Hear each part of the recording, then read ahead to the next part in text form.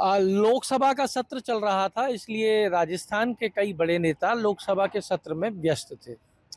उनमें से ही एक बड़े नेता हैं राजस्थान के नागौर के सांसद हनुमान बेनीवाल, वो भी व्यस्त थे। और लोकसभा में व्यस्तता के कारण राजस्थान में और राजस्थान के विषयों के ऊपर हनुमान बेनीवाल चर्चा नहीं कर पा रहे थे। पर एक लंबे समय के बाद में हनुमान बेनीवाल अपनी व्यस्तताओं को छोड़ के जयपुर आए और जयपुर में उन्होंने कांग्रेस के 500 से ज़्यादा सक्रिय नेताओं को आरएलपी का दामन थमाया। युवा कई नेता जो हैं वो आरएलपी के अंदर आए, जो एनएसयूआई और कांग्रेस के लिए काम कर रहे थे। इस मौके पे हनुमान बेनीवाल ने प्रेस से बातचीत की और कई मुद्दों को एंटरटेन किया, क्योंकि एक लंबे समय से राजस्थान के मुद्दों से हनुमान बेनीवाल दूर नजर आ रहे थे। हनुमान बेनीवाल ने कहा कि अगर आरएलपी का छात्र संगठन ढंग से डेवलप हो जाता तो एनएसयूआई का नामो निशान खत्म हो जाता। अब लोग आरएलपी के साथ जुड़े हैं तो ध्यान रखा जाएगा कि ये जो लोग आए हैं इनको सही से डेवलप किया जाए और सही से इनको आगे बढ़ाया जाए और युवा शक्ति आरएलपी के अंदर बढ़ी है। हनुमान बेनीवाल ने यह भी कहा कि दोनों ही पार्टी के लोग, कांग्रेस के और बीजेपी के लोग आरएलपी ज्वाइन करना चाहते हैं, आरएलपी में साथ आना चाहते हैं और आरएलपी को ही लेकर आगे बढ़ना चाहते हैं। बेनीवाल ने कल पहली बात संगठन के स्ट्रक्चर की भी बात की।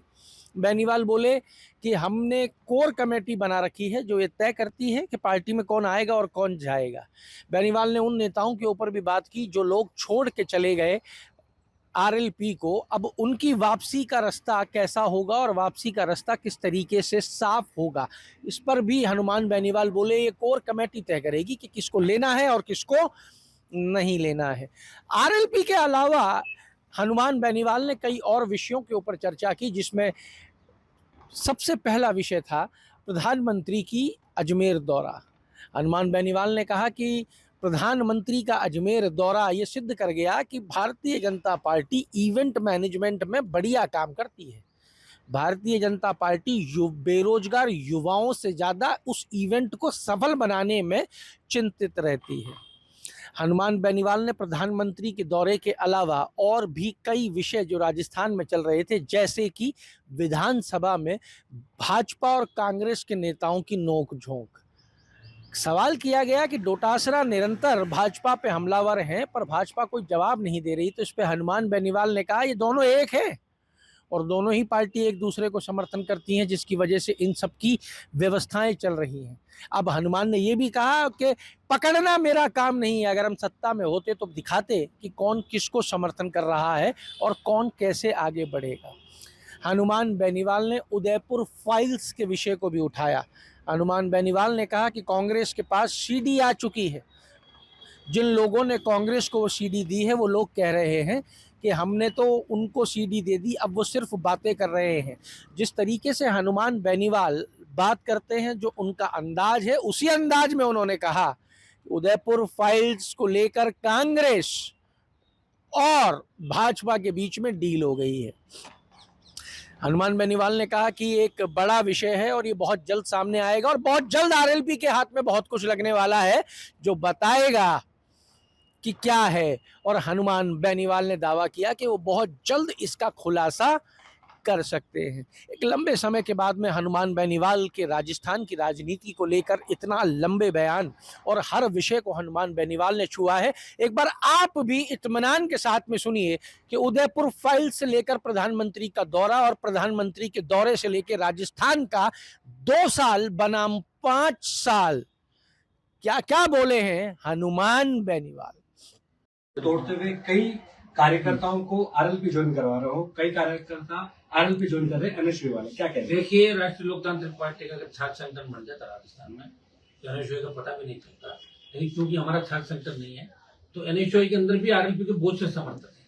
और आज एनएसयूआई और यूथ कांग्रेस के बहुत से पदाधिकारी, युवा नेता रामनिवास कौशिक जो कुचामन से आते हैं, जिन्होंने कुचामन जिले से प्रभु जी कौशिक के लड़ते हैं और ये बड़े मजबूत प्रभु जी किसान नेता दिलाते थे। और रामनिवास कौशिक के साथ डीरवाना कुचामन जिले से कम 125-150 से ज्यादा एनएसयूआई यूथ कांग्रेस में काम करे, 150 से ज्यादा नौजवान छोटे भाई आज आरएलपी का दामन थाम रहे। निश्चित रूप से आज तो शुरुआत है और ये शुरुआत अब सिलसिलेवार राजस्थान में चलती रहेगी। राजस्थान का नौजवान इस बार राजस्थान में कांग्रेस बीजेपी को घर बिठा के अपनी खुद की सत्ता चाहता है। जिस तरह के हालात राजस्थान के अंदर बने हैं, प्रधानमंत्री आके जा रहे हैं, 2 साल बाद जो वादा करे वो भूल रहे हैं, कहाँ गई आरपीएससी का पुनर्गठन, कहाँ एसआई भर्ती, पेपर लीक के माफिया, मिड डे मील के बदमाश, लोकसभा विधानसभा के अंदर नूरा कुश्ती चलती रहती है, कोई आरोप लगाता है, कोई उसको वापिस हंस के उसको टाल देता है। तो ये हालात जो स्टेट के अंदर बना है, कहीं न कहीं राजस्थान का सर्व समाज, शोषित, पीड़ित नौजवान सड़क पर बैठ जाता है। एक बार राजस्थान में बदलाव करो, राजस्थान के अंदर आज तक तीसरी ताकत खड़ी नहीं हुई, तो इस बार राजस्थान का नौजवान तीसरी ताकत खड़ी करेगा और कांग्रेस भाजपा को घर बिठा के और अपना खुद का युवाओं के सपनों का राजस्थान इस बार लेके आएगा। और इस कड़ी में आप बहुत बड़ी कांग्रेस पार्टी एक तरीके से निरोणा कुचामन के अंदर पूरी तरीके से टूट जाएगी आज भी ज्वाइनिंग के बाद। लेकिन कहीं और भी आपकी पार्टी के संपर्क में है अभी? बहुत से कांग्रेस के तो आपके हमारे दिलीप चौधरी आए ना, ज्वाइन किया था। कांग्रेस बीजेपी दोनों से जो जिनको सम्मान नहीं मिल रहा है, और हमने भी तय किया कि कांग्रेस बीजेपी के अंदर जो दागदार लोग हैं उनको हम नहीं लेंगे। लेकिन कांग्रेस बीजेपी के अंदर किसानों के नेता है, जवानों के नेता है, और वो अगर स्वाभिमानी लोग हैं और उनको वहाँ सम्मान नहीं मिल रहा है, तो राष्ट्रीय लोकतांत्रिक पार्टी के दरवाजे उन सबके लिए खुले, क्योंकि आरएलपी का गठन ही जवान और किसान के सम्मान और स्वाभिमान के लिए। बहुत से बड़े नेता आगामी दिनों में आरएलपी का दामन थाम। बीजेपी और कांग्रेस में हमेशा देखा गया है कि जब चुनाव आते हैं तो कांग्रेस या बीजेपी के साथ नेता इधर से उधर होते हैं, लेकिन आरएलपी में जो आरएलपी वाली पार्टी छोड़ के चला गया कोई नेता, क्या वापस आने का, एंट्री लेने का कोई है या फिर डिलीट है सीधा? देखिए ऐसा कुछ भी नहीं। देखिए पॉलिटिक्स में किसी चीज से नकार नहीं सकते। आरएलपी से गए हुए कुछ लोग आना चाहते हैं बड़ी तादाद के अंदर, लेकिन ये उस समय तय करेंगे जो हमारी एक कोर कमेटी पार्टी के अंदर बनाई, जिनकी सलाह से पार्टी चल रही है। मैं अकेला पार्टी नहीं चल रहा हूँ, इसमें हजारों लोग शामिल है, प्रमुख लोग जो बुद्धिजीवी हैं, उनसे बातचीत करके निर्णय अगला होता है। मैं जनता में रिएक्शन नहीं जाना चाहिए, गलत नहीं जाना चाहिए, मैसेज गलत नहीं जाए। और अगर कोई अच्छा व्यक्ति है भूलवश चला गया तो उनके कई लोगों के लिए दरवाजे आने के खुले। तो राजस्थान में एक चर्चा है उदयपुर फाइल्स की। उदयपुर फाइल्स क्या है? उदयपुर फाइल्स में भारतीय जनता पार्टी के नेताओं की सीडी बता रहे हैं इसके अंदर ज्यादातर, जिसके अंदर सीएमओ के इर्द गिर्द के लोग, कुछ कैबिनेट मिनिस्टर भी है, कुछ पार्टी के पदाधिकारी है, कुछ संगठन के पदाधिकारी। वो शायद आजकल के अंदर हमारे पास भी आ जाएगा, उसके बाद आपको बता देंगे। ये एपिस्टन की तरह ही है एक तरीके का, जिसमें पूरी भारतीय जनता पार्टी नंगी हो जाएगी उदयपुर फाइल्स के बाद। अब कांग्रेस पता नहीं क्या सौदेबाजी करेगी। कांग्रेस के पास तो आ गई है, फिल्म आ रखी है। जो कांग्रेस को जिन्होंने ये दी है सीडी, वो तो पिछले कई दिनों से कह रहा है कि साहब हमने कांग्रेस के नेताओं से गलती कर दी, वो तो खाली बात ही कर रहे हैं, उन्होंने सेटिंग कर ली। ऐसा उन लोगों को कहना है जो इस मामले में पीड़ित है और जो इस मामले को हैंडल कर रहे हैं। और आपको तो पता है कि उदयपुर के पूर्व नेता कौन थे, कौन बीजेपी के अंदर किनकी साख, बहुत बड़ी साख थी, उनको दरकिनार करके जिस तरह का उदयपुर में खेल खेला जा रहा है वो ठीक नहीं। लेकिन वहाँ के जो आईजी है, ये सही बात है कि दिल्ली के टेलीफोन के बाद ही आईजी ने इनको खुरबूर करने का प्रयास किया। बाकी एक बार सारी जो फाइल है वो पकड़ ली, उनकी पुलिस के पास सारे वीडियो फुटेज और सारी वो चीजें, और उसके बाद के जो हालात है वो जब आएगी तो सारी चीजें अभी बता दो, फिर मजा नहीं आएगा। उसको तो आप देखोगे जब मजा आएगा। क्या एक चर्चा चल रही है कि राज्यसभा सीट के लिए आपकी जो शुभ चिंता के नागौर से आने वाली महिला बीजेपी की, उनको भेजा जा सकता है? हो सकता है। आप तो बीजेपी का काम, मुझे क्या करना है? बीजेपी कुछ भी करे मुझे उससे कोई फर्क नहीं पड़ता। मेरा मकसद भारतीय जनता पार्टी क्या करी, कांग्रेस क्या कर रही है, और अगर मेरा नाम लेके किसी को फायदा होगा तो विचार बढ़िया। अगर मेरे समाज के कोई व्यक्ति अगर मेरे नाम से मुझे गाड़ी देकर आगे बढ़ा तो बढ़ने दो, नाम तो मेरा ही है ना हर जगह। लोटासा खुला चैलेंज करते हैं सदन के अंदर, लेकिन फिर भी बीजेपी अब तक एक्शन नहीं ले पाए। कई बार फटकार लगाते हैं, आओ पकड़ लो, मैं तो ना धोकर तैयार हूँ, फिर भी नहीं पकड़ते। दोनों पार्टियों में एक दूसरे को बचाने के लिए लोग बैठे हैं।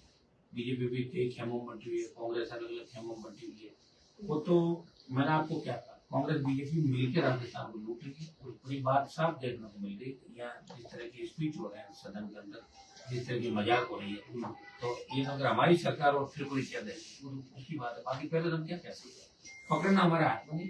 लेकिन ये बात तय है कि लोकसभा के अंदर इस बार जिस तरह तीनों चारों विधायकों का भ्रष्टाचार का मामला था पार्टियों का, दूसरा प्रधानमंत्री कह रहे हैं कि मैं भ्रष्टाचार मुक्त देश कर दूंगा। तुम्हारे खुद के विधायक भ्रष्टाचार में डूबे कहाँ से कर दोगे? और प्रधानमंत्री से देश फेडअप हो गया। अब मोदी से फेडअप हो गए लोग। मोदी जी की चर्चा अब टीवी पे बच्चे कहने लगे बंद करो मोदी आ गया। तो एक तरीके से मजाक बन गया प्रधानमंत्री का। परिवार में बैठे लोग भी प्रधानमंत्री देखना पसंद नहीं करते, पता नहीं क्यों फेडअप हो गए, तो वो जाने।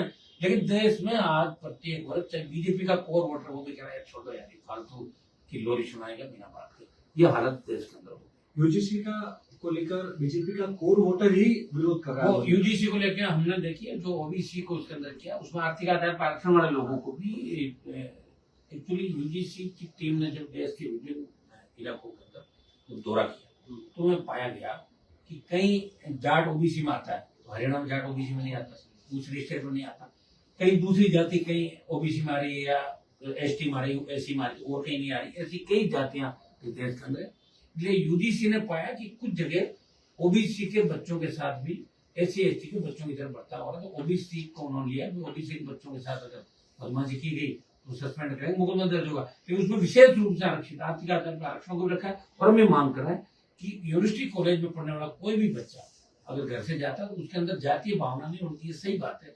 अगर उसके साथ कोई भी रैगिंग या दूसरा दुर्व्यवहार आता तो उसके खिलाफ कार्रवाई के लिए दरवाजे खुले, अनुसंधान समितियां बड़ी करवा सकते हैं। नई बात कुछ भी नहीं, क्योंकि यूजीसी के अंदर जो ये अमेंडमेंट लाए इसको लेके कुछ लोग भ्रामक प्रचार करें, उनको इसकी पूरी जानकारी नहीं है। उनको पूरा पढ़ने के बाद इस बात को उठाना चाहिए, सिर्फ भ्रामक प्रचार से काम नहीं चलता। बीजेपी अपने 2 साल और कांग्रेस के 5 साल को लेकर सदन में चर्चा कर रही थी, लेकिन बात यह भी उठी कि राजस्थान में पिछले 2 साल में कानून व्यवस्था किस कदर बिगड़ी है।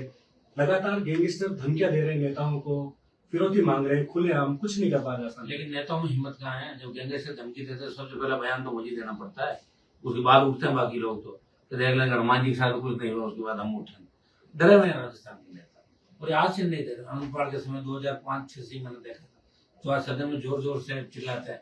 इनको मैंने देखा था आनंद पाल का नाम नहीं लेते थे, पेंट गीली हो जाती थी लोगों की। मैं उस वक्त भी लड़ता था, आज भी लड़ रहा हूँ तमाम माफियाओं के खिलाफ, तमाम देश के बदमाशों के खिलाफ। स्टेट के अंदर जिस तरह बाहर से बैठे लोग कर रहे हैं, तो इंटरपोल के माध्यम से इनको यहाँ लाना चाहिए, इनको सबक सिखाना चाहिए। बार बार हम लोग ये मांग कर रहे हैं, एक्चुअली मांग ही कर सकते हैं। हमारा आदमी सीधा लाने का तो कोई एजेंसी है नहीं। पार्लियामेंट के अंदर भी इस बार मामला उठेगा।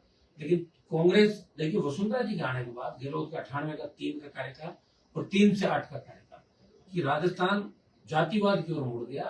वसुंधरा जी ने कितने रिश्ते बताए, जाट की बहू, राजपूत की बेटी, गुजर की सब लड़, ऐसे करके राजस्थान को मोड़ा। फिर गहलोत साहब भी पीछे नहीं गए, तो अशोक गहलोत, वसुंधरा, और उसके बाद वसुंधरा हटी तो भजनलाल आ गए। और भजनलाल को अभी आसपास उनके जो सिस्टम है उसे देख के लग रहा नहीं दिल्ली वाले भजनलाल जी कुछ नहीं जाता। मुझे लग रहा है कि बड़ा चेंजेस दिल्ली भी करना चाहती है, लेकिन अभी उनका ध्यान बंगाल, तमिलनाडु, केरल और उस दिशा का, राजस्थान पे ध्यान है। उनको पता है कि राजस्थान प्रधानमंत्री मीटिंग करा देंगे, 6 महीने अमित शाह की करा देंगे, मीटिंग करते हुए महीना भर निकल जाएगा बातों में सोशल मीडिया के माध्यम से। लेकिन आप देखिए कल जो पर्ची वापस लो ट्विटर ट्रेंड चला, उसमें लाखों वो है, और शेडो बैन करना पड़ा। इसका मतलब IT cell Bharatiya Janata party की कमजोर पड़ गई, और मोदी वापिस जाओ और भजनलाल की पर्ची वापिस लो मोदी। ये जितना जबरदस्त तरीके ट्विटर पे चला, इसे आप अंदाज लगा सकते हैं राजस्थान का नौजवान भारतीय जनता पार्टी के पूरी तरीके से खिलाफ है। कांग्रेस के भी वो साथ नहीं, वो कांग्रेस को भी सबक सिखाना चाहता। अभी आपको थोड़ी देर बाद नजर आएगा राजस्थान का नौजवान किस तरह RLP का दामन था। पंचायती राज चुनाव इसलिए नहीं हो रहे कि 2 साल के कार्यकाल को लेकर एक परसेप्शन बना हुआ है, इसका कारण क्या? देखिए, कांग्रेस ने ही पंचायत राज चुनाव में गड़बड़ चालू की, 3-4 चरण में चुनाव कराए, तो ये क्यों नहीं कराएंगे? ये तो एक सामना दूसरा नागनाथ, चोर चोर मोसरे भाई, यही चलिए तो कहावत राजस्थान में। तो इस कहावत के लिए हम कह रहे हैं कि राजस्थान को कुछ नया देना चाहिए, कुछ नया राजस्थान में होना चाहिए, और नया करने के लिए प्रयास करें। मुझे लग रहा है कि SI भर्ती का परिणाम अगर डबल बेंच से आता है कि SI भर्ती रद्द नहीं होगी, तो हम सुप्रीम कोर्ट और दिल्ली तक कूच करेंगे, दिल्ली को घेरेंगे और वहां से आदेश कराएंगे। हमारे लिए तो संघर्ष तैयार है, तैयार बैठे, रुकने वाले नहीं हैं। लेकिन सदन के अंदर डोटासरा बीजेपी के सब नेताओं को लपेटते हैं, एक को छोड़कर किरोड़ीलाल मीणा। क्यों? 16.5 किरोड़ीलाल जी ने इनके खिलाफ पहले मामला उठाया था ना, फिर डॉक्टर साहब सेटिंग होगी दोनों, सबको पता है, नई बात है, तो बहुत पुरानी बात। डॉक्टर साहब की आदत है, करते मामला उठा चुप हो जाते, हमेशा मैं रहा हूं उनके साथ। 3 दिन बोलते हैं, चौथे दिन दूसरा स्टेट, और लोग भी क्या भूलकड़ भूल जाते हैं। इनकी अंतिम पारी इस बार सबकी, ये अंतिम पारी है, सब आउट हो जाएंगे 28 के अंदर। ये आपको आसपास नहीं दिखेंगे राजधानी की कोई भी। ठीक, ये देखते रहें अमर उजाला, चैनल को सब्सक्राइब जरूर कर लें और पाएं हर अपडेट।